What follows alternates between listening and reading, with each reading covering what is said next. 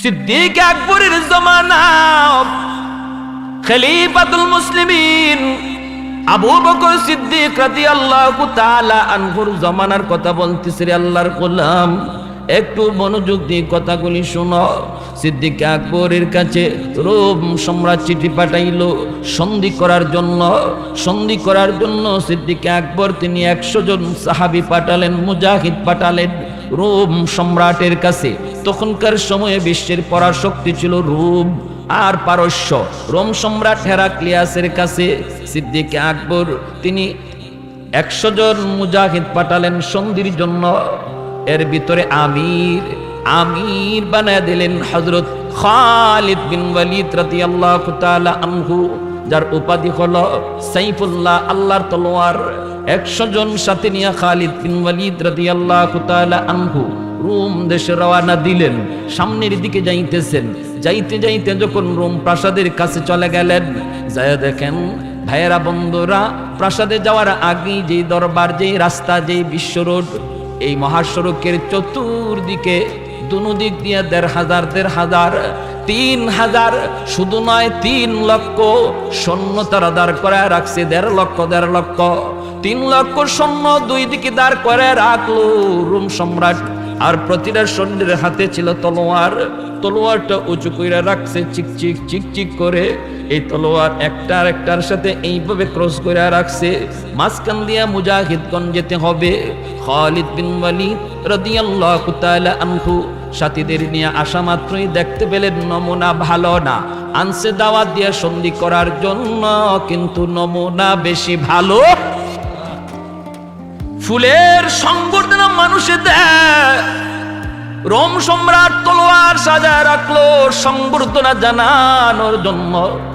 খালিদ বিন ওয়ালিদ রাদিয়াল্লাহু তাআলা আনহু সঙ্গী সাথে নিয়ে তিনি এই তলোয়ারের নিচ দিয়ে হাঁটতে লাগলেন।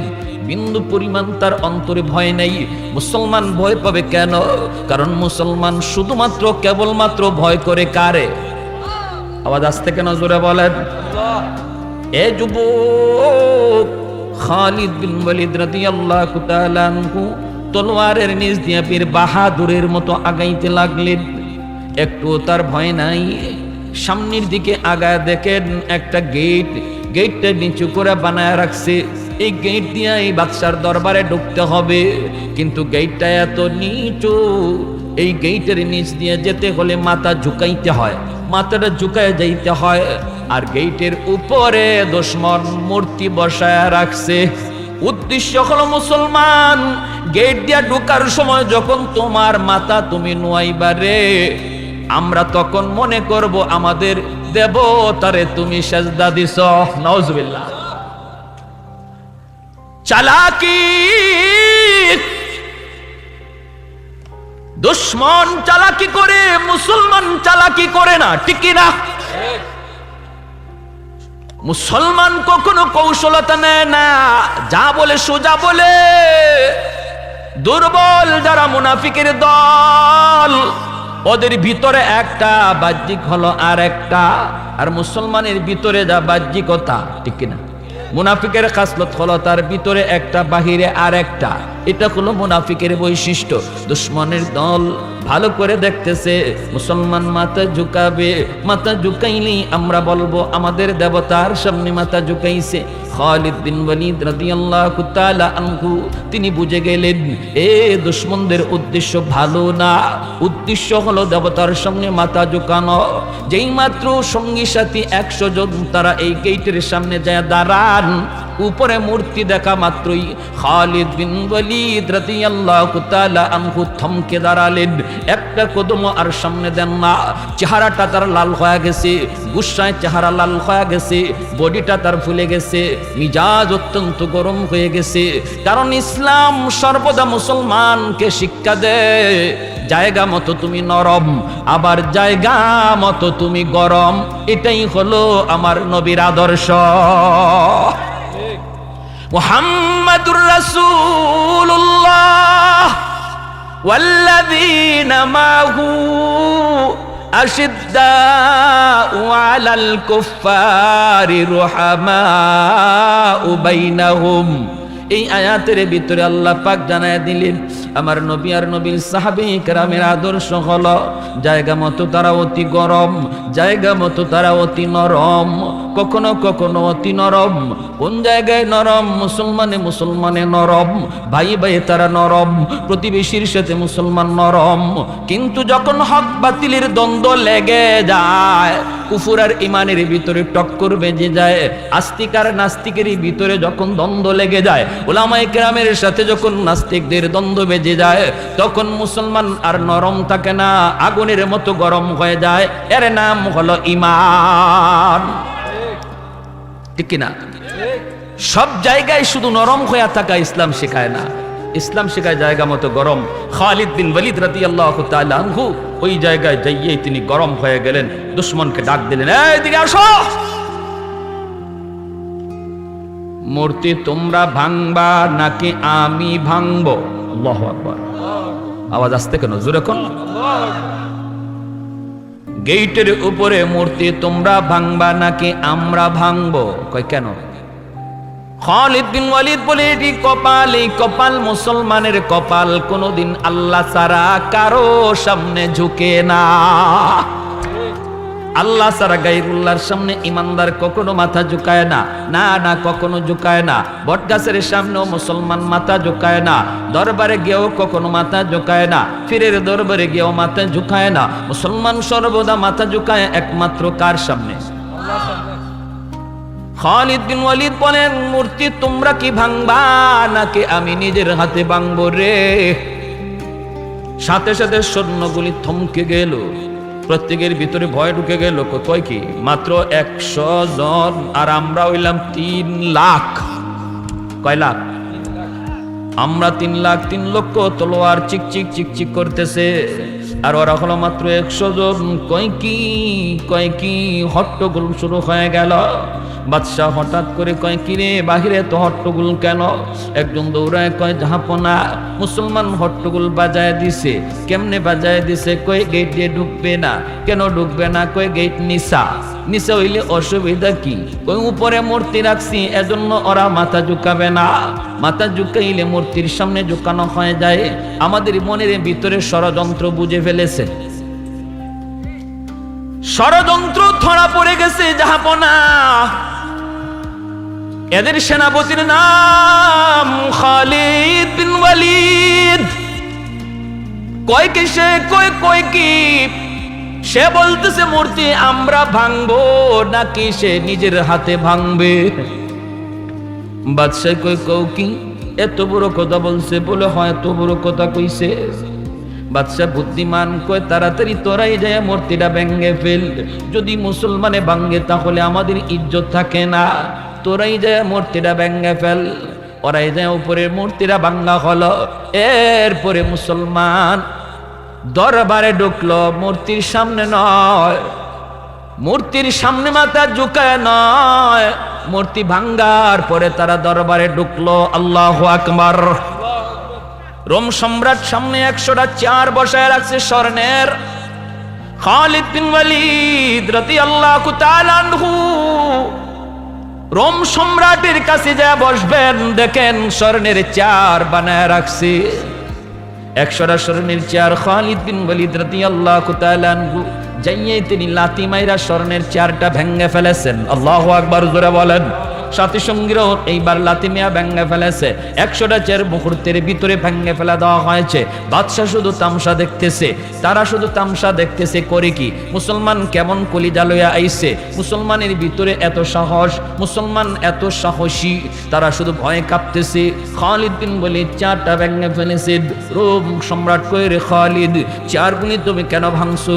খালিদ বিন ওয়ালিদ বলতেছেন, আমার মায়ার নবী তিনি শিক্ষা দিয়েছেন মুসলমান পুরুষের জন্য স্বর্ণ ব্যবহার করা হারাম। আল্লাহু আকবার। মুসলমান যদি মুসলমানি বজায় রাখা স্বর্ণ ব্যবহার না করে দুনিয়ায়, আল্লাহ তাকে জান্নাতে স্বর্ণের অলংকার পরাবে। দুনিয়াতে যে পুরুষ অলংকার স্বর্ণের আংটি পরবে, স্বর্ণের চেন পরবে রে যুবক, ভালো করে মনে রাখো, জান্নাতে তুমি স্বর্ণের আংটি পাবা না, জান্নাতি অলংকার আল্লাহ তোমাকে দিবে না, তোমার কপালে জান্নাতি কোনো অলংকার আসবে না।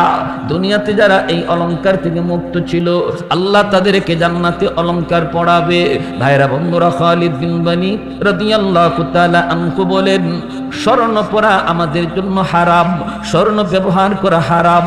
তিনটা কবিরা গুনাহ আছে এমন, যে তিনটা কবিরা গুনাহ অল টাইম আমল নামায় লেখা হয়, 24 ঘন্টা এই কবিরা গুনাহ লেখা হয়। এক নাম্বার হলো স্বর্ণের কোনো বস্তু পরা, স্বর্ণের কোনো আংটি, স্বর্ণের কোনো চেইন যদি কোনো পুরুষ পরে, ঘুমায় থাকলেও তার আমল নামায় কবিরা গুনাহ, খাইতে বসলেও তার আমল নামায় কবিরা গুনাহ, সর্বহালতে তার আমল নামায় কবিরা গুনাহ জারি হয়ে যায় যদি স্বর্ণের কোনো অলংকার পড়ে, স্বর্ণের কোনো বস্তু তার গায়ে পড়া থাকে। 2 নম্বর হলো যদি কোনো পুরুষ দাড়ি কাটে অথবা দাড়ি কেউ কাটে, এক মুষ্টির কম যদি কেউ দাড়ি কাটে, দাড়ি সাটে রে যুবক, দাইমি কবিরা গুনাহ আমল নামায় লেখা হয়। খাইতে বসলেও তার আমল নামায় কবিরা গুনাহ লেখা, ঘুমাইতেছে তবুও তার আমল নামায় কবিরা গুনাহ লেখা, দাড়ি কাটার গুনাহ, দাড়ি সাটার গুনাহ তার লেখা থাকে, নামাজ পড়তেছে যুবক এরপরও তার দাড়ি কাটার গুনাহ লেখা থাকে। 3 নম্বর আরেকটা দাইমি কবিরা গুনাহ হলো টাকনুর নিচে কাপড় পরা, প্যান্ট পরা। টাকনুর নিচে কোনো পুরুষ যদি কাপড় পরে, এই কাপড় পরা অবস্থায় তার আমল নামায় দাইমি কবিরা গুনাহ লেখা হয়। যতক্ষণ কাপড় পরা আছে ততক্ষণ কবিরা গুনাহ লেখা আছে। এজন্য বলি যুবক, না না না, যত গুনাহ আছে সমস্ত গুনাহ দাইমি নয় রে। জিনা করলেও তার কবিরা গুনাহ দাইমি লেখা হয় না, কিন্তু এই 3টা গুনাহ তার আমল নামায় দাইমিক ভাবে লেখা হয়, দাইমি। হযরত খালিদ বিন ওয়ালিদ রাদিয়াল্লাহু তাআলা আনহু তখন বলেন, স্বর্ণ ব্যবহার হারাম, এজন্য লাথি মেরে ভেঙে ফেলেছি। সাথে সাথে তাদেরকে অন্য 100টা চেয়ার দেওয়া হলো, চেয়ারের ভিতরে বসলেন তো বসলেন, রোম সম্রাটের সাথে একদম পা ঘেঁষায় যায় বসলেন। রোম সম্রাট ডাক দিয়ে কয়, খালিদ এইভাবে কেন বসছো? পায়ের উপরে পা উঠাইয়া এইভাবে তলোয়ারটারে আঙ্গুলের মধ্যে লইয়া বাহাদুরি দেখাইয়া তিনি বসলেন। দুশ্মনের সামনে মুসলমানের বাহাদুরি দেখানোটাও ইবাদত।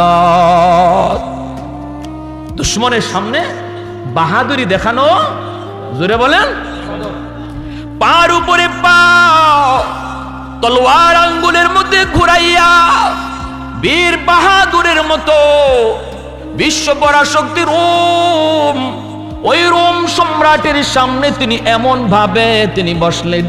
রোম সম্রাট ডাক দিয়ে কই, রে খালিদ এইভাবে কেন বসছো? উনি কয়, আমার বুঝে বাজেই বইছি। ঠিক আছে, বুঝে বাজে বইছো তো ভালো কথা, এবার তুমি বলো কেন, তোমার বুঝটা কি? খালিদ বিন ওয়ালিদ কয়, সন্ধি যদি আমার মন মতো হয় তাহলে মানব, সন্ধি যদি মন মতো না হয় তাহলে এখানেই ব্যবস্থা করে নিব। রোম সম্রাট কই, কি তোমার মন মতো চায় তুমি তাহলে বলো, সন্ধি কেমনে হলে তুমি রাজি? খালিদ বিন ওয়ালিদ বলেন, আমার প্রস্তাব হলো তোমরা সবাই কালেমা পড়ে মুসলমান হয়ে যাও। রোম সম্রাট কই, এটা কেমন করে কথা? সবাই কালেমা পড়ে মুসলমান হলে সন্ধির দরকার কি? তোমার এখানে আনার দরকারই বাকি আর কোনো প্রস্তাব আসেনি?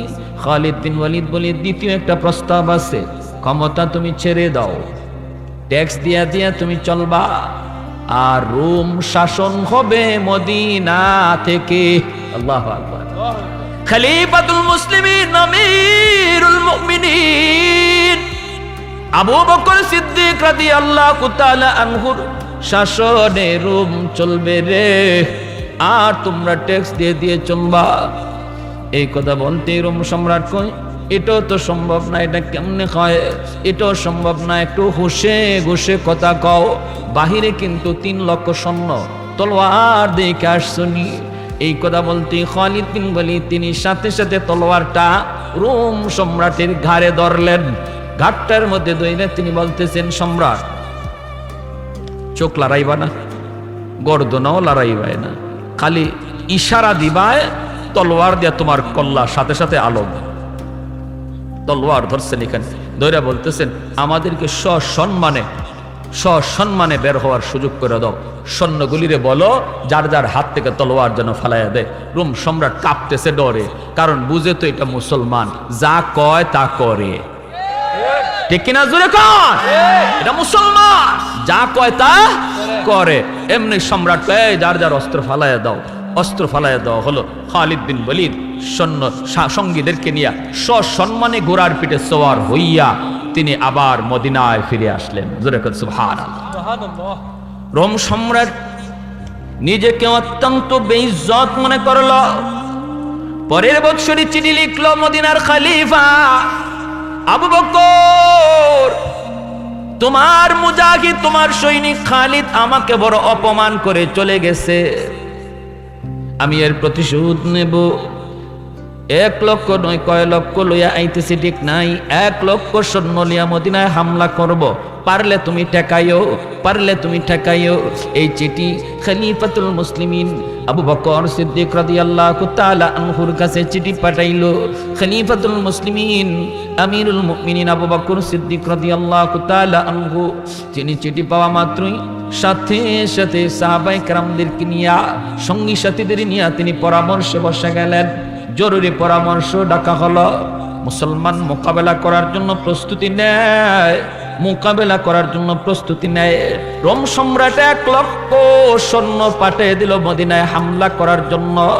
লোহিত সাগরের পার দিয়া ওরা মদিনার দিকে আগাইতেছে। এই অবস্থায় আবু বকর সিদ্দিক রাদিয়াল্লাহু তাআলা আনহু বলেন, আমি 1000 সৈন্য পাঠাবো। এই 1000 সৈন্য মোকাবেলা করবে 1 লক্ষ দুশমনের। সেনাপতি নিযুক্ত করলেন খালিদ। ও খালিদ, তোমাকে সেনাপতি নিযুক্ত করলাম।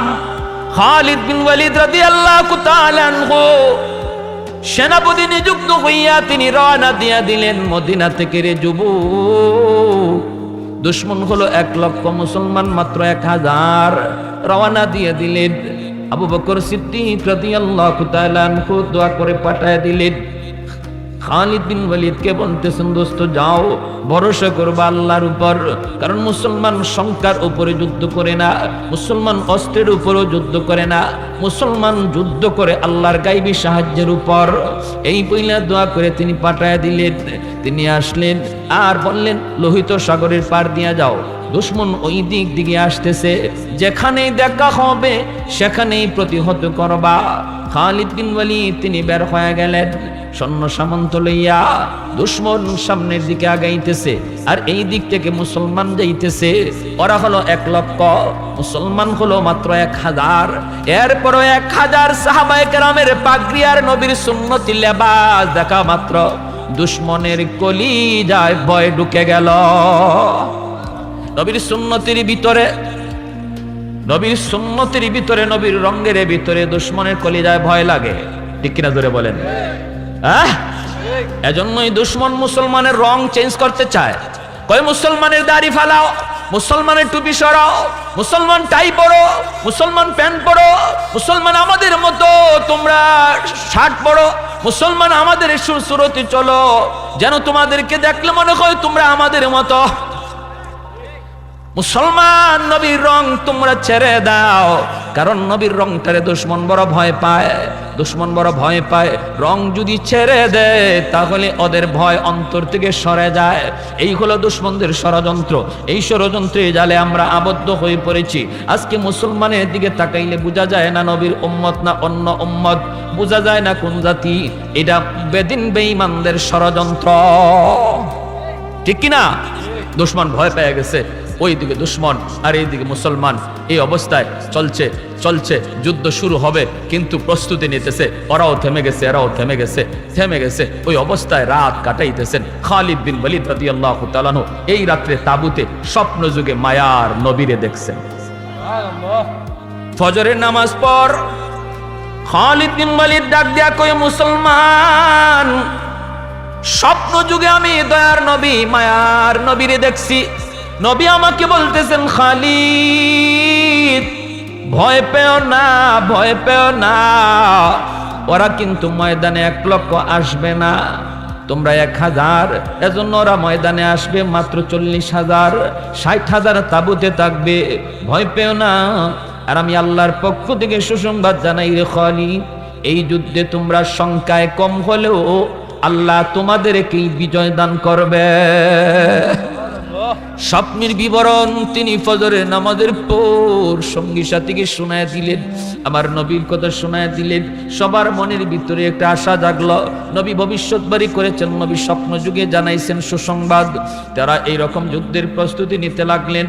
সারিবদ্ধ করে তিনি দাঁড় করালেন, এক সারি আগে এক সারি পিছনে, সারিবদ্ধ করে দাঁড় করালেন। যুদ্ধে যাবার টাইম কাছায় গেছে। ওই অবস্থায় পিছন দিক থেকে তাকায় দেখা যায় মদিনা শরীফ থেকে একজন মানুষ ঘোড়ার পিঠে সওয়ার হইয়া ডাকতেছে আর বলতেছে, খালিদ সামনে যেও না, আমি মদিনা থেকে জরুরি খবর নিয়ে এসেছি। আমার কাছে খলিফাতুল মুসলিমিনের পক্ষ থেকে একটা চিঠি, এই চিঠিটা না পইরা তোমরা যুদ্ধে যেও না। আমার কাছে একটা জরুরি চিঠি না পইরা যাও না। আওয়াজটা দেওয়া মাত্রই সেনাপতি খালিদ বিন ওয়ালিদ রাদিয়াল্লাহু তাআলা আনহু তিনি থেমে গেলেন। আল্লাহর গোলাম অপেক্ষায় রইলেন মদিনার কাসিদ কি চিঠি দেয়। চিঠিটা দেওয়া মাত্রই চিঠিটা হাতে নিলেন। হাতে নিয়ে দেখেন খালিদ চিঠির মধ্যে 3টা ফরমান, 3টা কথা লেখা রয়েছে। 3টা কথাই বড় কষ্টের। ইসলামের ঐতিহাসিক ইতিহাস নির্ভর একটা এরকম যুদ্ধ, যেই যুদ্ধ খ্রিস্টানদের সাথে মুসলমানদের সবচেয়ে বড় যুদ্ধের নাম হলো ইয়ারমুকের যুদ্ধ। এত বড় যুদ্ধ মুসলমানদের খ্রিস্টানদের সাথে ইতিহাসে এর আগে কখনো হয় নাই। ভাইরা বন্ধুরা, চিঠিটা হাতে নিলেন। খালিদ বিন ওয়ালিদ চিঠিটা হাতে নিয়ে দেখেন প্রথম কথাটা লেখা, ও সেনাপতি খালিদ, তুমি যে মদিনার শাসক হিসাবে আবু বকর সিদ্দিক রাদিয়াল্লাহু তাআলা আনহুকে রেখে গেছো, সেই খলিফা তিনি ইন্তেকাল করেছেন। এখন থেকে মদিনার খলিফা হযরত ওমর ফারুক রাদিয়াল্লাহু তাআলা আনহু। খলিফাতুল মুসলিমিন আবু বকর ইন্তেকাল করেছেন, নতুন সেনাপতি নতুন খলিফা হয়েছেন ওমর। শোনা মাত্রই খালিদ বিন ওয়ালিদের চোখ থেকে দর করে পানি পড়ে। মনে পড়ে গেল বিদায়ের সময় খলিফার সেই দোয়ার কথা মনে পড়ে গেল। আর তিনি কান্দেন আর বলেন, দোস্ত, তুমি তোমার দোস্তরে পাঠাইছো যুদ্ধের ময়দানে মাত্র 1000 সৈন্য দিয়া 1,00,000 দুশমনের মোকাবেলায়, কিন্তু তুমি তো তোমার বন্ধুর বিজয় দেখে যেতে পারলা না। আল্লাহর ডাকে তুমি সারা দিয়া চলে গেলা, বিজয়টা তুমি দেখে যেতে পারলা না রে বন্ধু। এই বইলে তিনি কাঁদতেছেন। এরপরেই দেখেন খলিফা হযরত উমরের পক্ষ থেকে নির্দেশ, আমি ওমর বলছি, অর্ধ পৃথিবীর বাদশাহ মদিনার খলিফা আমি ওমর বলছি, এই চিঠিটা খালিদের হাতে পৌঁছা মাত্রই তার সেনাপতির দায়িত্ব বাতিল। এই যুদ্ধের সেনাপতি হবে আবু উবায়দা ইবনুল জাররাহ, আর খালিদ হবে সাধারণ একজন সৈন্য। সুবহানাল্লাহ। এই সিদ্ধান্তটা খালিদ বিন ওয়ালিদ রাদিয়াল্লাহু তাআলা আনহু তিনি হাসি মুখে মেনে নিয়েছেন, সেনাপতির পদ থেকে নিচে নেমে গেছেন। কিন্তু সাধারণ মুজাহিদ যারা ছিলেন তারা মেনে নিতে পারতেছিলেন না। প্রত্যেকের মনের ভিতরে আশা ছিল খালিদ বিন ওয়ালিদ যেন সেনাপতি থাকে, কারণ খালিদ বিন ওয়ালিদের পরাজিত হওয়ার কোনো ইতিহাস নাই। সুবহানাল্লাহ। ওনার জীবনে পরাজয়ের কোনো ইতিহাস নাই। এই যুদ্ধে যদি ইনি সেনাপতি থাকেন, যেন ইনি সেনাপতি থাকেন। সমস্ত মুজাহিদদের মনের তামান্না ছিল এটা, সবাই চাইতেছিল। কিন্তু মদিনার শাসক খলিফাতুল মুসলিমিন ওমর নির্দেশ জারি করেছেন, খলিফা হবে আবু উবায়দা ইবনুল জাররাহ, আর খালিদ তার সেনাপতির দায়িত্ব থেকে নেমে সাধারণ সৈন্য হয়ে যাবে, এই ঘোষণা দিয়ে দিলেন। কিন্তু ভাইয়েরা বন্ধুরা, খালিদ বিন ইতিহাসে লিখেন, খালিদ বিন ওয়ালিদ যদি তখন খলিফার এই কথাটাকে অমান্য করতেন, তিনি যদি বলতেন আমি এই নির্দেশ মানি না, আমি সেনাপতির পদ ছাড়বো না, আমি ছাড়বো না, আমি আমার পদ ছাড়বো না, তিনি যদি এটা করতে চাইতেন 100 পারতেন, কারণ সব সেনা ওনার পক্ষে ছিল। কিন্তু এরপরও করেন নাই, হাসি মুখে আমিরের নির্দেশ মেনে নিয়েছেন, সাধারণ সৈন্য হয়ে গেছেন। সেনাপতির এই মুকুট সাথে সাথে উনার অধীনে যে ছিল এতদিন পর্যন্ত সৈন্য আবু উবায়দা ইবনুল জাররাহ, যার আন্ডারে যার কমান্ডে চলতো, যার নির্দেশে চলতেন, সেই সাহাবীকে টান দিয়ে কাছে আইনা সেনাপতির মুকুট পরাইয়া দিলেন নিজের হাতে। ইতিহাস, মুসলমানের ইতিহাস দেখেন, ইসলাম কি শিখায়, নবী নবীর সাহাবীর আমাদেরকে কি শিখায়, নেতৃত্ব কাকে বলে, আমিরের এতাআত কাকে বলে, আমিরের নির্দেশ মানা ইসলামে কতটা গুরুত্বপূর্ণ তিনি পারতেন কিন্তু না করেন নাই। আমিরের নির্দেশ সাহায্য নেমে আসি। আমাদের প্রথমেই দরকার গুনাহমুক্ত জীবন, গুনাহমুক্ত চোখ, গুনাহমুক্ত অঙ্গ। অজুটা ইখলাসের সাথে বানাও, অজুর পানিতে গুনাহগুলি ঝরে যাবে। এরপরে খালিদ বিন ওয়ালিদ বলেন, 2 নম্বর হলো আমি ময়দানে ডুইকা এমন ভাবে ঘোড়া চালাবো রে, বিদ্যুতের বেগে আমি ঘোড়া চালায় দিব, তোমরাও কিন্তু বিদ্যুতের বেগে ঘোড়া চালায় দিবা। ঘোড়া এমন ভাবে চালাইবা, ঘোড়ার পায়ের আগাতে ধুলাবালি উড়বে তো উড়বে, এমন ভাবে উড়বে যেন অন্ধকার হয়ে যায়।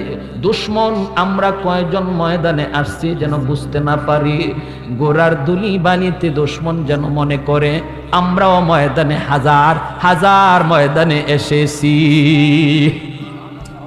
3 নাম্বার হলো আমি গায়ে যদ্দুর শক্তি আছে অদ্দুর শক্তি নিয়ে আমি নারায়ে তাকবীরের আওয়াজ উঠাবো।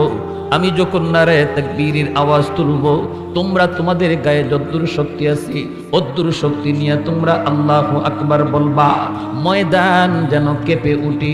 মুসলমানের নারায়ে তাকবীরের আওয়াজ শুনলে পরে দুশ্মনের কলিজায় ভয় লেগে যায়, কলিজায় কম্পন শুরু হয়ে যায়। খালিদ বিন ওয়ালিদ রাদিয়াল্লাহু তাআলা আনহু এই 3টা আমল বলে দিলেন। ময়দানে তারা ঘোড়া চালায় দিলেন অজু কইরা, এমন ভাবে ঘোড়া চালাইছেন রে যুবক, ধুলার আলোতে পায়ের ঘোড়ার আঘাতে এমন ধুলা উড়তে লাগলো, ময়দানে কিছু দেখা যায় না, শুধু অন্ধকার আর অন্ধকার। দুশ্মন মনে করতেছে মুসলমান হাজার না লাখ লাখ আইছে। আল্লাহু আকবার জোরে কয়, যেই পরিমাণে ধুলাবালি দেখা যায়, কে কইছে মুসলমান 1000, মনে হয় লাখ লাখ। অন্তরের ভিতরে ভয় ঢুকাই দিছে কে? আর একটু জোরে বলেন কে? আল্লাহ অন্তরের ভিতরে ভয় ঢুকাই দিলেন।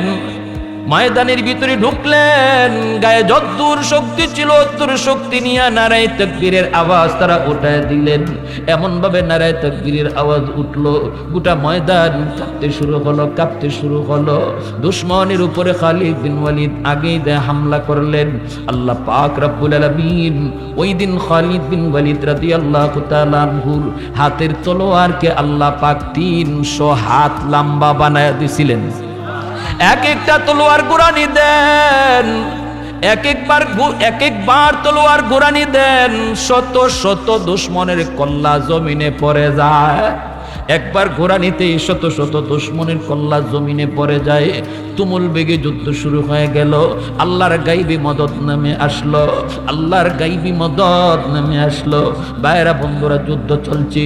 যারা ছিল 60,000 ময়দানে তামা তামা হয়ে গেছে। কারো মাথায় কল্লা নাই, দেহ থেকে 60,000-এর কল্লা জমিনে পড়ে গেছে। তারপরে ভিতরে যারা ছিল 1,40,000, ওরাও সাহায্যের জন্য ময়দানে নেমে আসলো। খালিদ বিন ওয়ালিদের তলোয়ারের সামনে টিকতে পারে না। ভাইরা বন্ধুরা, এইভাবে 2 লক্ষ দুশ্মন খতম হয়ে গেল। যুদ্ধ শুরু হয়েছে সকাল থেকে, দুপুর গড়ায় গেল, সূর্য হেলে পড়লো, লাল হয়ে গেল, যুদ্ধ খতম হয়ে গেল। মুসলমানের বিজয়। খালিদ বিন ওয়ালিদের হাতে আল্লাহ পাক বিজয় দান করলেন। ওইদিকে বাইরা মুসলমান যারা তাঁবুর মধ্যে অপেক্ষায় ছিল, সূর্য লাল। আবু উবাইদা ইবনুল জাররাহ রাদিয়াল্লাহু তাআলা আনহু তখন সাথীদেরকে ডাক দিয়ে বলেন, বন্ধুরা দেখো, আর ময়দান থেকে ঘোড়ার আওয়াজ শোনা যায় না, আর ময়দানে যুদ্ধের আওয়াজ শোনা যায় না, তলোয়ারের ঝনঝনানির শব্দ শোনা যায় না, ঘোড়ার হেনহেনানির শব্দ শোনা যায় না। মনে হয় আমার বন্ধু খালিদ শহীদ হয়ে গেছে, মনে হয় মুসলমান শহীদ হয়ে গেছে। আমরা আর অপেক্ষায় থেকে লাভ নাই, চলো আমাদের ময়দানে চলো। এই বইলা তারা ময়দানে নামলেন যুদ্ধ করার জন্য। কিন্তু আবু উবাইদা ইবনুল জাররাহ রাদিয়াল্লাহু তাআলা আনহু তিনি সাথীদের নিয়ে ময়দানে ঢুকলেন। ঢুকে দেখেন গোটা ইয়ারমুকের ময়দান মানুষের লাশের উপরে স্তূপ হয়ে রয়েছে। কারো কল্লা নাই, কারো বডি নাই, কারো হাত নাই, কারো পা নাই, এইভাবে মানুষের স্তূপ পড়ে আছে গোটা ইয়ারমুকের ময়দান। ঘোড়া চালায় দিছেন মানুষের লাশের উপর। খালিদ বিন ওয়ালিদকে খুঁজেন, কোথায় আমার খালিদ, কোথায় আমার বন্ধু, কোথায় আমার নবীর সাহাবীরা, কোথায় মুজাহিদরা খুঁজতেছেন, কিন্তু তালাশ করে পান না, পান না। একদিকে লোহিত সাগর, আরেকদিকে লাশের স্তূপ, এমনকি নদীর পানিটা পর্যন্ত, সাগরের পানিটা পর্যন্ত মানুষের রক্তে লাল হয়ে গেছে রে গোলাম। ওই অবস্থায় আবু উবাইদা ইবনুল জাররাহ বন্ধুকে তিনি খুঁজতেছেন, কিন্তু পান না। কোথায় জানি তার লাশটা পড়ে আছে, কোথায় জানি লাশটা পড়ে আছে। বাইরে বন্ধুরা, হঠাৎ করে তিনি ডাক দিয়া বসলেন, কোথায় বন্ধু? ও বন্ধু খালিদ, কোথায় তুমি? বেঁচে আসো নাকি শহীদ হয়ে গেছো রে? এইভাবে তিনি ডাকটা দিলেন। দেখেন ময়দানের এক কোনায় কিছু মানুষ একসাথে জমায়েত দাঁড়ায় রয়েছে, কিন্তু চেহারা চেনা যায় না। আবু উবাইদা ইবনুল জাররাহ চেহারা চিনেন না, চেহারাটা রক্তে লাল। খালিদ বিন ওয়ালিদ রাদিয়াল্লাহু তাআলা আনহুর চেহারাটাও রক্তে লাল, চিনা যায় না। মুসলমানদের চেহারা চিনা যায় না, রক্তে লাল হয়ে গেছে। ওই অবস্থায় তিনি ডাক দিলেন, দোস্ত আমার। এই আওয়াজটা খালিদ বিন ওয়ালিদের কানে যাওয়া মাত্রই তিনি শুনে ফেলেছেন সেনাপতি এসেছেন ময়দানে, কিন্তু খালিদকে চিনেন না, চিনেন না, আবার ভয় আসেনও না। মুসলমান নাকি দুশ্মন রক্তের কারণে বোঝা তো যায় না, সাবধানে তো কদম বাড়াইতে হবে। যদি দুশ্মন হয় তাহলে তো হামলা করবে। আওয়াজটা কানে যাওয়া মাত্রই খালিদ আওয়াজ দেয়া কই, দোস্ত আমার, এই যে তোমার দোস্ত খালিদ এখনো বেঁচে আছে। আল্লাহ পাক আমাকে গাজী বানায় বাঁচায় রাখছে, শাহাদতের মর্যাদা আমার দেয় নাই। আবু উবাইদা ইবনুল জাররাহ লাশের উপর দিয়া, লাশের স্তূপ পইরা আছে ময়দানে। ঘোড়া চালায়া দোস্তের কাছে আইসা ঘোড়া থেকে নাইমা দৌড় দিয়া বুকে বুক মিলাইলেন, গালে গাল মিলাইলেন, গলায় গলা মিলান। খালিদের রক্তে ওনার দেহটাও রক্তে লাল হয়ে গেল, ওনার জামা কাপড়ের রক্তে ওনার দেহটা, ওনার জামা কাপড় লাল হয়ে গেল। চেহারা থেকে রক্তটা হাত দিয়ে মুছেন, চোখের পানিটা মুছেন, কান্দেন আর বলেন, দোস্ত কেমনে কি হলো, কি হলো? আমাদেরকে ডাকলাও না, আমাদেরকে প্রয়োজনই মনে করলা না, ঘটনা কি, কেমনে কি হলো? খালিদ বিন ওয়ালিদ চোখের পানি মুছে আর কই, দোস্ত আমি নিজেও জানি না। এই দিন আল্লাহ পাক আমার তলোয়ারের ভিতরে কি পরিমাণ কুদরতি শক্তি দিয়েছিল। আমার এক একটা তলোয়ারের গোড়ানিতে শত শত দুশ্মনের কল্লা জমিনে পড়ে গেল, আমি নিজেও জানি না কেমনে কি হলো। দোস্ত ভাইরা বন্ধুরা, আবু উবাইদা ইবনুল জাররাহ কই, দোস্ত জোহরের নামাজটা তাড়াতাড়ি কাজা করে নাও, আসরের নামাজটাও চলে যাইতেছে, নামাজটা পড়ে নাও। যুদ্ধের কারণে তো মনে হয় নামাজটা পড়তে পারে নাই। এমনি খালিদ বিন ওয়ালিদ হাওমা করে কান্দে আর কই, দোস্ত তুমি কি মনে করেছো যুদ্ধের কারণে আমাদের নামাজ কাজা হয়ে গেছে? না রে দোস্ত, না। যুদ্ধ করা অবস্থায়ও আমার মায়ার নবী কেমন করে নামাজ পড়তে হয় নবী শিখায় গেছেন। আমরা নবীর শিখানো মতে যুদ্ধ করা অবস্থায়ও নামাজ কাজা করি নাই, নামাজ আদায় করেছি। একটু আওয়াজ দিয়া জোরে কোন সুবহানাল্লাহ। कौनैन मुख्तार खुदा तुमको बनाया,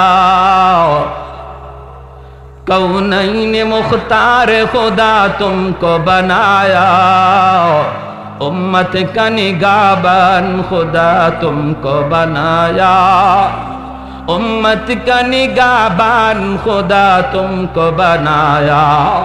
मौला मेरा आका मेरा रहमत की नबी है, ताजदार मदीना है तुम्हां है अरबी है, ताजदार मदीना है तुम्हां है अरबी है। একটু জোরে সুরে বলেন আল্লাহু আকবার। তাহলে বলুন আমার ভাইরা, যে আল্লাহ ইয়ারমুকের যুদ্ধে সাহায্য দিয়েছিলেন ওই আল্লাহ আজও আসেনি না নাই? এই আল্লাহর সাহায্য আজও আসেনি না নাই? কিন্তু একটাই শুধু সমস্যা, আমাদের ভিতরে ওই রকম ঈমান নাই। আমরা আমাদেরকে নবীর আদর্শে আদর্শবান বানাইতে পারি নাই, নবীর রঙে রঙিন হতে পারি নাই। এই যে রবিউল আউয়াল মাস চলতেছে, আমার মায়ের নবীর আগমনের মাস, এই মাসে আমাদের প্রত্যেকের সবক নেওয়া লাগবে।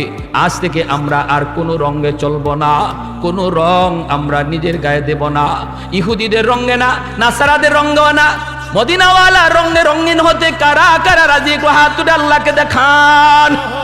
যদি না করো রে যুবক, চোখের সামনে তোমার বাবাকে হত্যা করবে দুশমন। আরাকানের অবস্থা বাংলাদেশে হবে, ফিলিস্তিনের অবস্থা বাংলাদেশে হবে, গুজরাটের অবস্থা বাংলাদেশে হবে, কাশ্মীরের অবস্থাও বাংলাদেশে হবে। দুশমন তোমার আমার দিকে নজর ফেলাইছে, শকুনের নজর। এই নজর থেকে যদি তোমাকে বাঁচতে হয়, হাতটারে মুসলমানের হাত বানাও, হাতটারে তুমি মুত্তাকির হাত বানাও, চোখটারে তুমি খাঁটি মুমিনের চোখ বানাও, জিহ্বাটারে তুমি একজন মুসলমানের জিহ্বা বানাও। দুশমন আসবে, হাত উঠাবো আল্লাহর কাছে, হাত উঠাইতে দেরি যেন কবুল হতে দেরি হয় না। যদি হাতটারে হাত বানাইতে পারো, আমলটারে সুন্দর কইরা, ইমানটারে ধারাইয়া, ইমানের ধার হবে যখন আমল সুন্দর হবে। যখনই আমরা আমাদের ব্যক্তি জীবন, পারিবারিক জীবন, সব জীবনে আমার নবী কিভাবে করছেন, নবী কিভাবে চলছেন, সাহাবায়ে কেরাম বসাটাও আমার নবীর তরিকায় বসার চেষ্টা করতেন। জোরে কোন সুবহানাল্লাহ। আমাদের খাওয়ার তরিকার মধ্যে নবীর তরিকা নাই, পোশাকের মধ্যে নবীর তরিকা নাই, চুলের মধ্যে নবীর তরিকা নাই, মাথার দিকে তাকাইলে নবীর তরিকা নাই, মুখের দিকে তাকাইলে নবীর তরিকা নাই। ব্যবসায় গেল বুঝাই যায় না হে কোন তরিকায় ব্যবসা করে, কোন লাইনে ব্যবসা করে। এই হালতে চলার কারণে আজ আল্লাহ নারাজ হইয়া আল্লাহ অন্য দিকে তাকায় রয়েছে। মাইর খাইতেছি আমরা আল্লাহর বন্ধু, এরপরেও সাহায্য করে না। এতদিন সাহায্য করছে, ইয়ারমুকে সাহায্য করছে, মুতা সাহায্য করছে, বদরে সাহায্য করছে। কেন করছে? কারণ তারা আল্লাহরে খুশি রাখছে, বন্ধুরে খুশি রাখছে। আজ আমরা আমাদের বন্ধুরে নারাজ করে ফেলছি, এজন্য আল্লাহ দেখকেও সাহায্য করে না। এই মুহূর্তে আমাদের কাম হলো আল্লাহকে রাজি করা, আল্লাহরে রাজি করা। যত তাড়াতাড়ি রাজি করব, তত তাড়াতাড়ি আমাদের পাওয়ার চলে আসবে। ওদের কোনো পাওয়ার আমাদের পাওয়ারের সামনে টিকবে না ইনশাআল্লাহ। কিলা চক মে বেকদা কা তাকাল্লুম, यासीन से मौला ने कभी उनको पुकारा,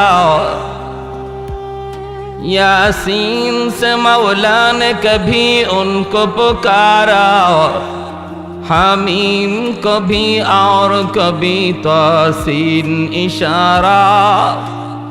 ये रमज़ है कुछ आशिक माशूक माबैन, समझा है जिन्हें खल्क़ों में एक सरवर कौनैन, समझा है जिन्हें खल्क़ों में एक सरवर कौनैन। ला इलाहा इल्लल्लाह, जुरे ला इलाहा इल्लल्लाह। মানুষ অনুবাদে আওয়াজ হচ্ছে না, আওয়াজ লা ইলাহা ইল্লাল্লাহ।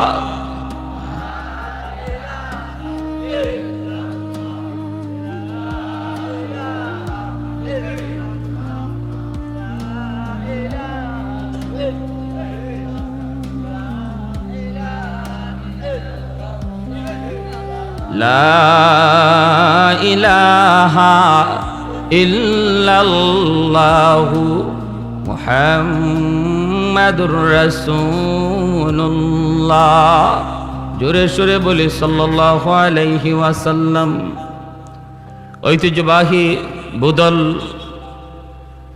সহ সমস্ত মুসলিম উম্মার রুহের মাগফিরাত কামনায় আজকের দুদিন ব্যাপী বার্ষিক ওয়াজ ও দোয়ার মাহফিলের সম্মানিত সদরে ইজলাস সভাপতি সাহেব, উপস্থিত জাতির বিবেক, জাতির কর্ণধার মুআজ্জজ মুকাররম উলামায়ে কেরাম, বিশেষ করে আমার আগে বয়ান পেশ করলেন হযরত মাওলানা নূরে আলম আশরাফি দামাত বরকাতুহুম, হযরত মাওলানা কাউসার আহমদ হাসানি, হযরত মাওলানা জাফর আহমদ সিরাজি সহ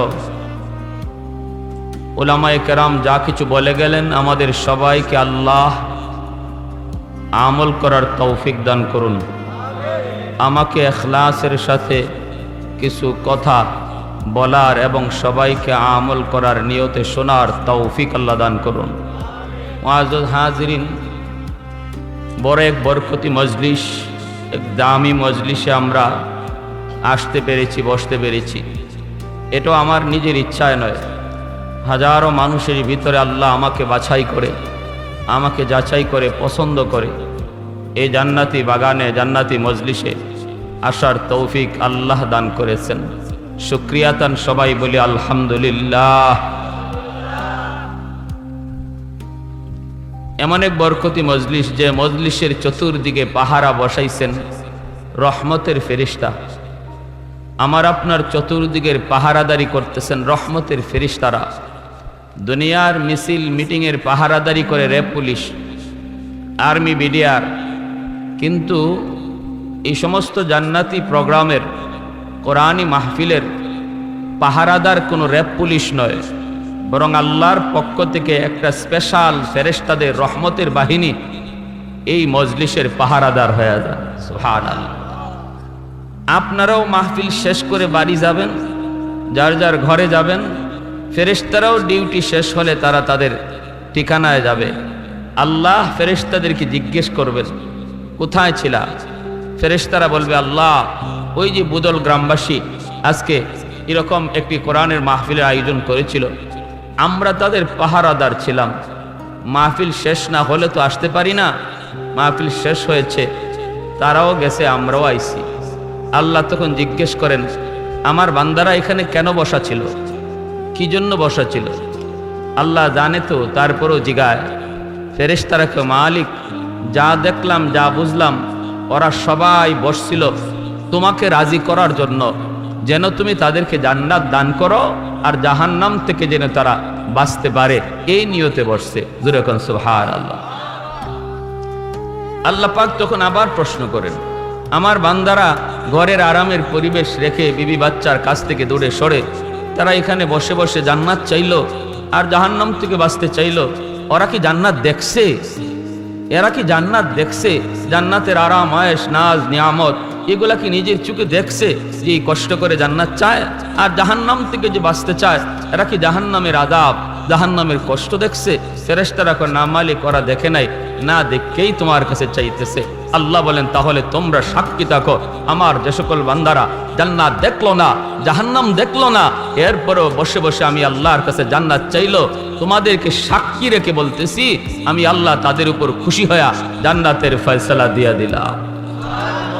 ফেরেশতারা এই কথা শোনার পর আবার জিজ্ঞেস করে, মালিক, সবাইরে মাফ করে দিছো? বলে, হ, সবাইরে মাফ করে দিছি। আল্লাহ, সবাই তো মাহফিল শোনার নিয়তে আসে নাই, কেউ বাড়িতে যেতেছিল, কেউ বাজারে যাওয়ার পথে ছিল, কেউ আত্মীয়র বাড়িতে যাওয়ার পথে ছিল, কেউ বিভিন্ন উদ্দেশ্যে বের হয়েছিল। রাস্তার মধ্যে মাহফিল, কয় কিছু কথা শুনে যাই, দেখি হুজুর কি বলে। উদ্দেশ্য তার বাড়িতে যাওয়া, উদ্দেশ্য তার বাজারে যাওয়া, উদ্দেশ্য তার মেহমানদারি করা, কিন্তু বর্ষেও আসছই না। আল্লাহ, তুমি কি তারাও মাফ করে দিছো? আল্লাহ পাক বলে, হুমুল জালিসু লা ইয়াশকা জালিসুহুম। এটা এমন এক রহমতের মজলিস, এমন এক বরকতি মজলিস, আমার এমন এক পিয়ারা বান্দাদের মজলিস। এই মজলিসে যেই বসে, যেই এই বসে আর শামিল হয়, আমি তারেও মাফ করে দিই। সুবহানাল্লাহ। প্যারে হাজিরিন, তাহলে আল্লাহ যদি আমাদেরকে এই বসার উসিলা করে মাফ করে দেয়, পারে কি পারে না? এই ক্ষমতা আল্লাহর আছেনই না নাই? নাকি আল্লাহ কারো কাছে জবাব দেওয়া লাগবে? কারো কাছে আল্লাহর জবাব দিতে হবে না, যদি আল্লাহ এই বসাটাকে উসিলা বানায় মাফ করে দেয়। রব্বুল আলামিন বলে, আমি আল্লাহর আদত হচ্ছে মাফ করে দেওয়া, আমার আদতই হচ্ছে মাফ করে দেওয়া, কিন্তু আমার নিজাম হচ্ছে আমি উসিলা ছাড়া মাফ করি না।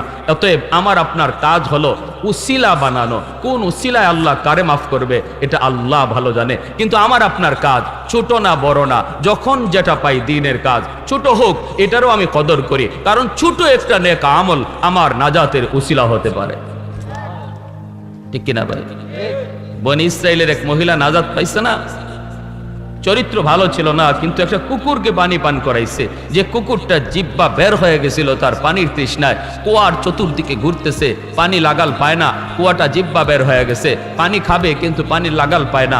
মহিলা এই দৃশ্যটা দেখলো, অথচ এই মহিলার আমল ছিল না, অত্যন্ত খারাপ আমলের অধিকারী ছিল, চরিত্র ভালো ছিল না।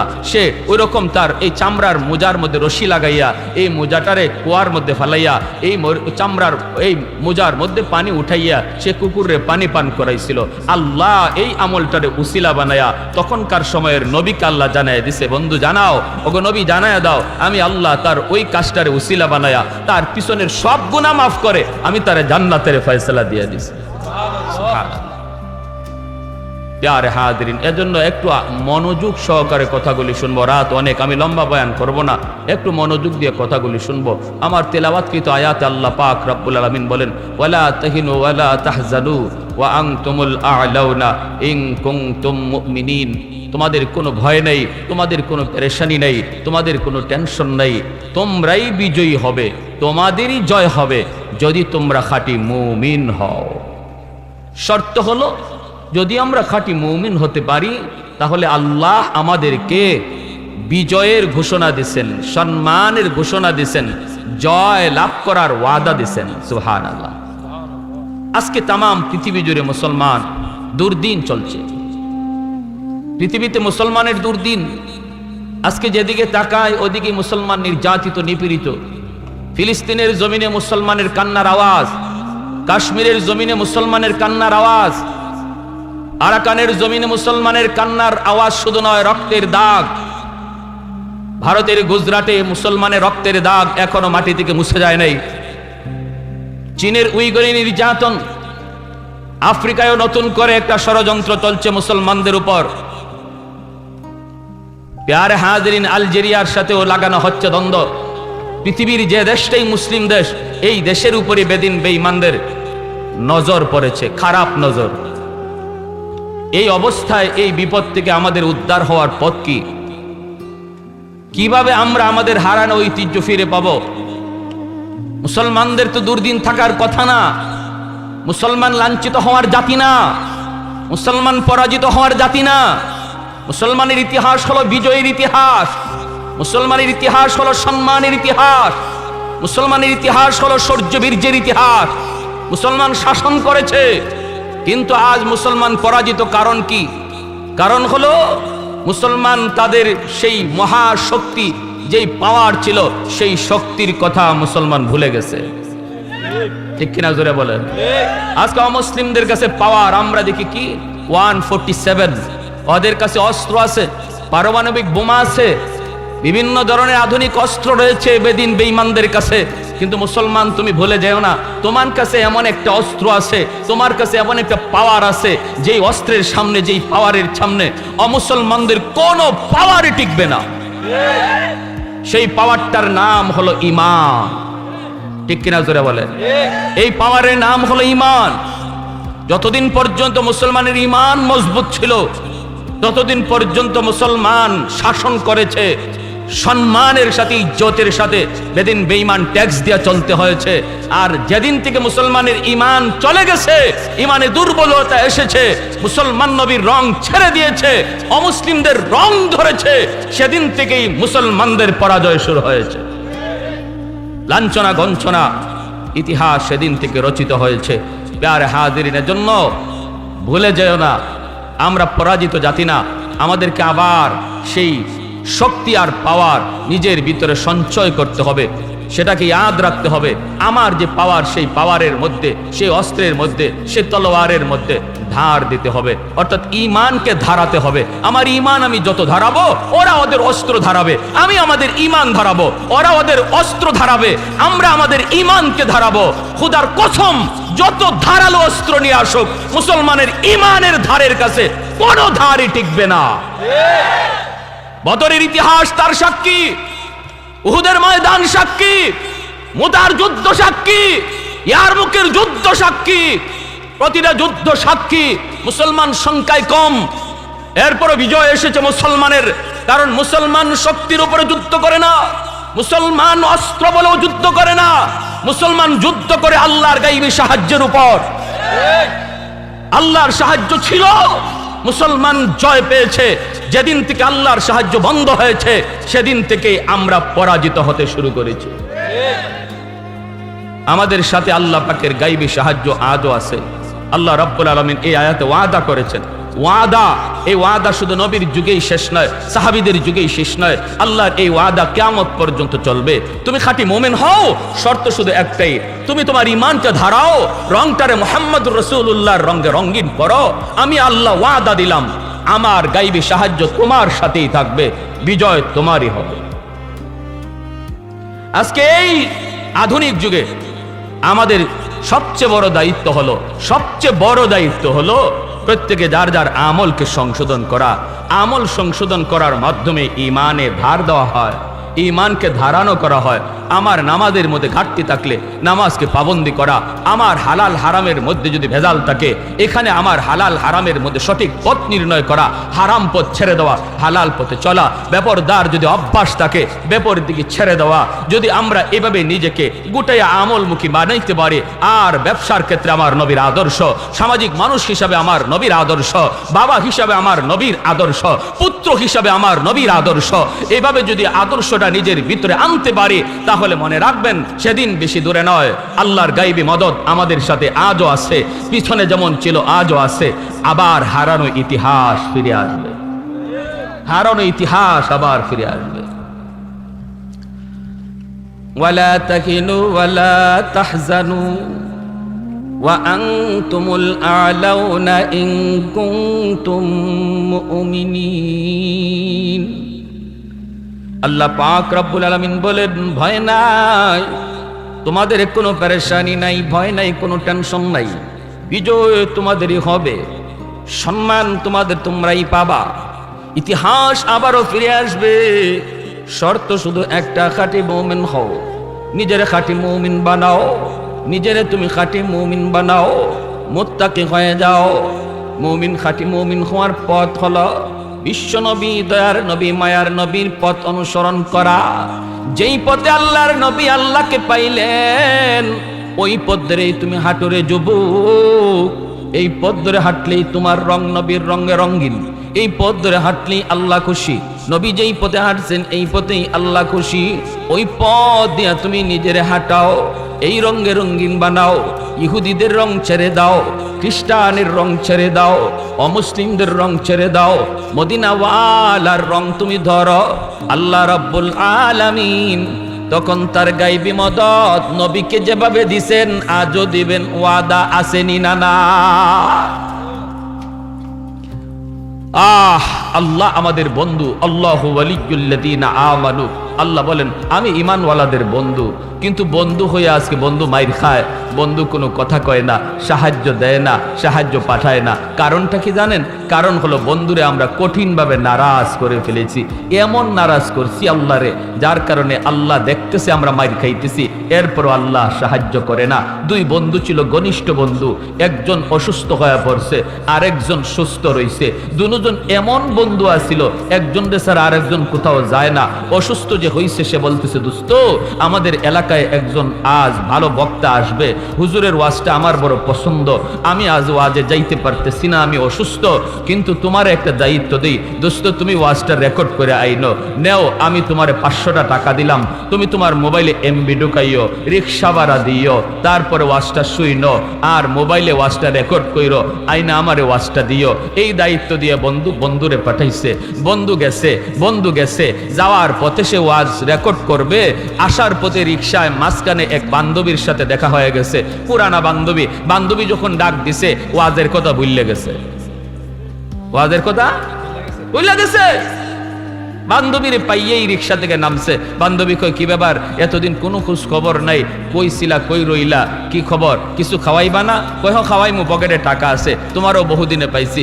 বন্ধু যে 500 টাকা দিছিল, মেমোরি ঢুকাইয়া এমবি ঢুকাইয়া ওয়াজ রেকর্ড করতো, ই টাকা দিয়া বাজার থেকে মিষ্টি আইনা বান্ধবীরে খাওয়ায়। এদিকে ওয়াজের পথে ওয়াজ শেষ, হুজুরের বয়ান শেষ, তার বান্ধবীর সাথে গল্পই এখনো শেষ হয় না। পরের দিন বাজারে বন্ধু দেখা পাইছে, বন্ধু কই, দোস্ত ওয়াজটা দেও। তখন কই, ইন্না লিল্লাহ, দোস্ত আমি তো ওয়াজের কথা ভুললেই গেছি। কই কেন, কি জন্য? কয় আর কইও না, বান্ধবী লাগাল পাইছিল সকিনা, তো কি হয়েছে? কয় তার সাথে দুই গাল গল্প করতে দেয়া ওয়াজ যে কোন ফত দিয়ে গেছে আর আমি কোন ফতে আইছি কোনো খবর নাই। কোথায় টাকাটা দাও? কয় টাকা দিয়েও বান্ধবীরে মিষ্টি খাওয়াইছি। নজুবিল্লাহ। এখন বন্ধু খুশি না নারাজ? জোরে বলেন। এমন কষ্ট পাওয়া পাইছে, পরের দিন বাজারে কথাই কয় না, দেখা হইছে মাথেই না। তুমি যে আমার কেমন বন্ধু আমি বুঝছি, আমার দেওয়া পুঞ্জি দিয়া বান্ধবীরে মিষ্টি খাওয়াও, আমার ডিউটি পালন করো না। তুমি তোমার ফতে থাকো, আমি আমার ফতে থাকি। এখন তার দোস্তরে বাজারও 10 জনে দৈরে ফিটায় কোনো এক কারণে, আরেকজনে কই মিয়া তোমার বন্ধুরে ফিটাইতেছে, সারা জীবন দেখলাম দোস্তের জন্য জান দিয়া দাও, আজকে দি তোমার সামনে তোমার দোস্তরে ফিটায়, তুমি কে সাহায্য করো না? কয় না, আরো ফিটা খাও। এর কপালও আরো আছে। অন্যদিন যা কইতো আমারে আগে মার, এরপরে আমার দোস্তের গায়ে হাত তুলবি, আর আজকে নিজে দেখতেছে এরপরেও ফিরায় না, সাহায্য করে না, কয় আরো দরকার। কারণ হলো একটাই, আল্লাহ রাব্বুল আলামিন বলে বান্দা পুঞ্জি দিছি আমি আল্লাহ তোরে, হাত আমার দেওয়া পুঞ্জি, চোখ আমার দেওয়া পুঞ্জি, পা আমার দেওয়া পুঞ্জি, বিবেক আমার দেওয়া পুঞ্জি, সুস্থতা আমার দেওয়া পুঞ্জি। এই সব পুঞ্জি দিয়ে আমি আল্লাহ তোরে একটা ডিউটি করতে পাঠাইছি। ডিউটি হলে আমি আল্লাহর বন্দেগী কর, হালাল পথে চল, হারাম থেকে বাঁচ, নামাজটা পড়। ডিউটি তোর একটা। এইবার আমার ডিউটি পালন করতে যাইয়া রাস্তায় যদি তুই 2-4 টাকা বুট খাস, 2-4 টাকার বাদাম খাস, খা, অসুবিধা নাই, খা যায় না। না, আমরাও এরকম যাওয়ার পথে, আল্লাহর ডিউটি পালন করার পথে সকিনারে ভাইয়া আল্লাহর কথা ভুলে গেছি, ঠিক না? সকিনারে ভাইয়া আমরাও আল্লাহর কথা বইলা গেছি। বললে এখন বলছি না, খালি আল্লাহ যে পুঞ্জি দিছে এই পুঞ্জিও এখন সকিনার তলে ব্যয় করতেছি। আমার হাত এখন দুনিয়ার কাজে লাগে, আমার চোখ দুনিয়ার হারাম কাজ দেখতেছে, আমার বিবেক হারাম জিনিস চিন্তা করতেছে, বিভিন্ন কথা আজকে আমার আল্লাহর দেওয়া পুঞ্জি আমরা ব্যয় করতেছি দুনিয়ার ওই সকিনার তলে। এজন্য আল্লাহ এত নারাজ হইছে। আল্লাহ কয় সারা জীবন আমি আল্লাহ তোর পক্ষে ছিলাম, মারতে গেলে আমি কইছি আমি সামনে আছি, এরপরে আমার ইমানদারের গায়ে হাত তুলবি। এখন আমার দেওয়া পুঞ্জি যখন তুই তোর সকিনার তলে ব্যয় করলি, আমার কথা ভুললে গেলি, এখন তোরে দুশ্মনে মারবে, আমি আল্লাহ ছায়া ছায়া দেখবো, আর সাহায্য আসবে না। এত নারাজ হইছে আল্লাহ। অতএব আমার আপনার এই মুহূর্তে ডিউটি হলো আল্লাহকে রাজি করা। জোরে বলেন ঠিক কিনা? ওয়ালা তাহিনু ওয়ালা তাহজানু ওয়া আনতুমুল আ'লাউনা ইন কুনতুম মুমিনিন। আল্লাহ পাক রব্বুল আলামিন বলে বান্দা কোনো ভয় নাই, কোনো চিন্তা নাই, কোনো পেরেশানি নাই, বিজয় তোমারই হবে যদি তুমি খাঁটি মুমিন হও, নবীর রঙে রঙিন হও। সমস্ত রং তুমি ছেড়ে দাও, চুলের কাটিংটা নবীর মতো মানাওরে যুবক। চিন্তা চেতনার ভিতরে তুমি মার্জিত, শুদ্ধ চিন্তা হালাল চিন্তা মাথায় ঢুকাও, খারাপ চিন্তাগুলি মাথা থেকে বের করো। হাতটা ব্যবহার করার আগে চিন্তা করো কই ব্যবহার করি। পাটা চালানোর আগে একটু চিন্তা করো, পা আমি কোন দিকে নিয়ে যাচ্ছি, এই পা দিয়ে আমি গান শুনতে যাচ্ছি নাকি ওয়াজ মাহফিলে যাচ্ছি। এই রকম চিন্তা করে করে মালিকের সবগুলি পুঁজি তুমি ঠিক কাজে ব্যয় করো। রব্বুল আলামিন বলে বান্দা যতটা অঙ্গ তোমার রয়েছে ব্যবহার করার আগে আমি আল্লাহ খুশি কিনা একটু খেয়াল করো। এইভাবে যদি আমার পুঁজি তুমি ব্যয় করো, আমার ওয়াদা দুশ্মন যত বড় পাওয়ারফুল হোক না কেন, দুশ্মন রাসায়নিক বোমার মালিক হোক, পারমাণবিক বোমার মালিক হোক না কেন, বিজয় আমি আল্লাহ তোমাকে দিব। জোরে কোন সুবহানাল্লাহ।